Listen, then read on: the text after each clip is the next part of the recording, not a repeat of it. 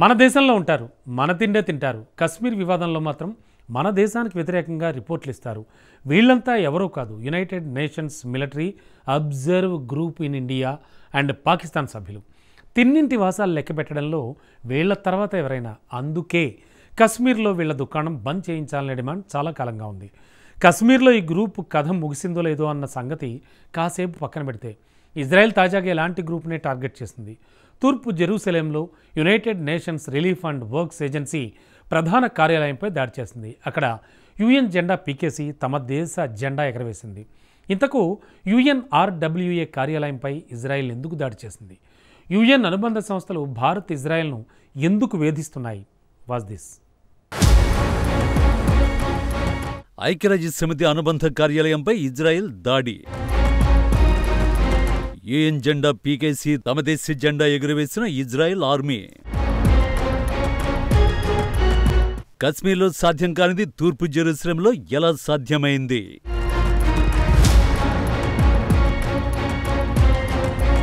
IDF తమ దేశ జాతీయ జెండాను రెపరెపలాడిస్తోంది. శత్రువు భూభాగంలో కాదు, తమ అధీనంలోనే ఉన్న తూర్పు జెరూసలేంలో.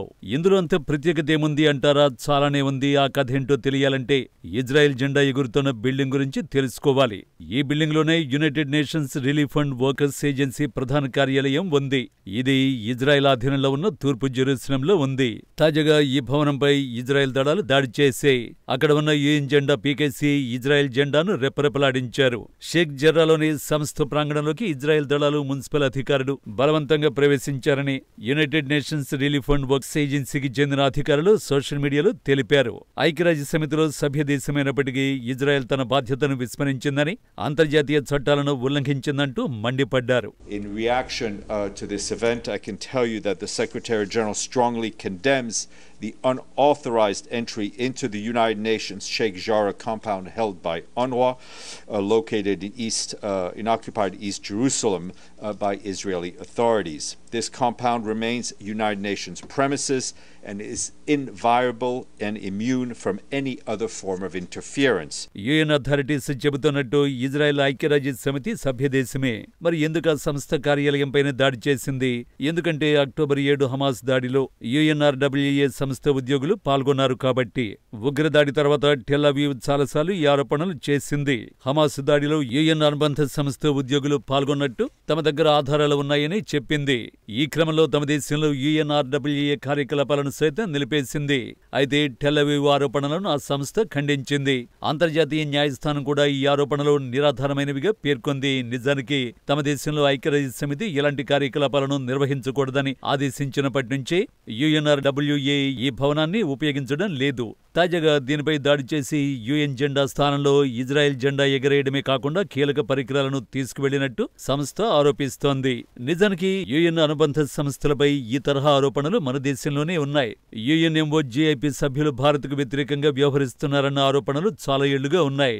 United Nations Military Observers Group in India and Pakistan అనేది ఐక్యరాజ్య సమితికి సంబంధించిన పరిశీలక బృందం. దీని ముఖ్య ఉద్దేశం భారత్, పాకిస్తాన్ మధ్య సైనిక ఘర్షణలను పర్యవేక్షిస్తూ నిత్యం నివేదికలు ఇవ్వడం. 1948లో నెహ్రూ కశ్మీర్ సమస్యని ఐక్యరాజ్య సమితిగా అప్పజెప్పడం వల్ల ఇది ఏర్పాటైంది.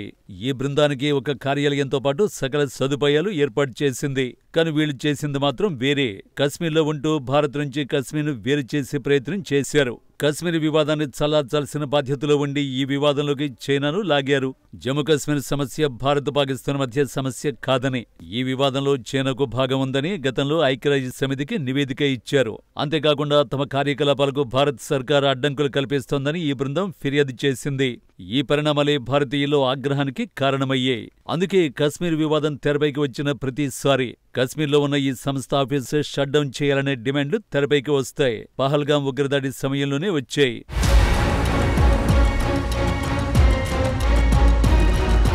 భారత్, పాకిస్తాన్లో ఐక్యరాజ్య సమితి బృందానికి 2 హెడ్ క్వార్టర్స్ ఉన్నాయి. ఒకటి శ్రీనగర్లోని గప్కార్ రోడ్లో ఉండగా రెండోది ఇస్లామాబాద్లో ఉంది. ఈ 2 కార్యాలయాలు కూడా భారత్, పాకిస్తాన్ నిర్మించినవే.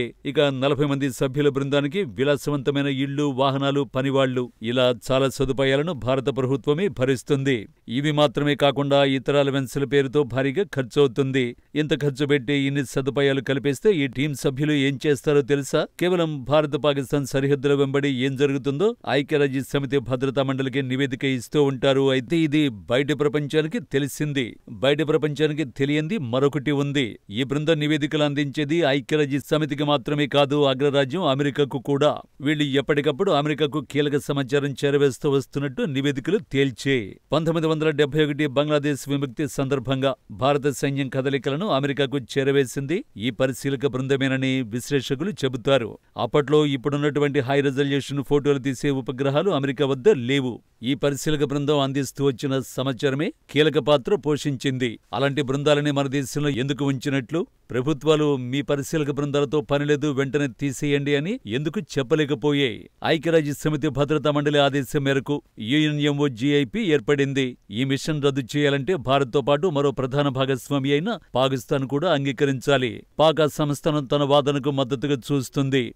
కశ్మీర్ వివాదాన్ని అంతర్జాతీయకరించడానికి UN తీర్మానాలను గుర్తించడానికి ఇది ఓ మార్గంగా భావిస్తుంది. అందుకే పాక్ ఎట్టి పరిస్థితుల్లోనూ ఈ మిషన్ రద్దు చేయడానికి ఒప్పుకోదు. నిజానికి 1972 సిమ్లా ఒప్పందం తర్వాత పరిస్థితి సంక్లిష్టంగా మారింది. సిమ్లా ఒప్పందం ప్రకారం కశ్మీర్ సమస్యను భారత్ పాకిస్తాన్ ద్వైపాక్షికంగా పరిష్కరించుకోవాలి. UNMOGIP వంటి మూడవ పక్షం జోక్యం అవసరం లేదని భారత్ స్పష్టం చేసింది. ఈ కారణంగా భారత్ తన భూభాగంలో ఆ సంస్థ కార్యకలాపాలను అధికారికంగా గుర్తించడం లేదు. UN మాత్రం భద్రతా మండలి నుండి కొత్త ఆదేశం వచ్చే వరకు, లేదంటే రెండు పక్షాలు అంగీకరించే వరకు మిషన్ కొనసాగుతుందని వాదిస్తోంది. మరోవైపు UNMOGIP రద్దు అనేది ఐక్యరాజ్య సమితి భద్రతా మండలి పరిధిలోని వ్యవహారం. భారత్ శాశ్వత సభ్యదేశం కాదు కాబట్టి తన వాదనను బలంగా వినిపించిన పాకిస్తాన్ మద్దతుతో ఇతర సభ్యదేశాలు, ముఖ్యంగా చైనా వంటి దేశాలు రద్దు ప్రక్రియను అడ్డుకునే అవకాశం ఉంది. భారత వైఖరి కారణంగా UNMOGIP సిబ్బంది ప్రస్తుతం పాకిస్తాన్ ఆక్రమిత కశ్మీర్లో మాత్రమే తమ ప్రధాన కార్యకలాపాలను కొనసాగిస్తున్నారు. భారత భూభాగంలో వారి ఉనికిని భారత్ పరిమితం చేసింది. 2014లోనే ఢిల్లీలోని ఆఫీసును ఖాళీ చేయించింది. ఆ సంస్థ సభ్యులు ఇప్పుడు శ్రీనగర్, ఢిల్లీలో ప్రైవేటు వసతిలో ఉంటూ పరిమిత పర్యవేక్షణ మాత్రమే చేస్తున్నారు. అలా భారత ప్రభుత్వం ఆ సంస్థ కార్యకలాపాలను తన భూభాగంలో గుర్తించకుండా నియంత్రించగలిగింది. కానీ అంతర్జాతీయ రాజకీయ కారణాల వల్ల పూర్తిగా షట్ డౌన్ చేయలేకపోయింది. రూల్స్ ను ఫాలో అయితే ఇజ్రాయెల్ కూడా UNRWAను భరిస్తూ ఉండాల్సిందే. కానీ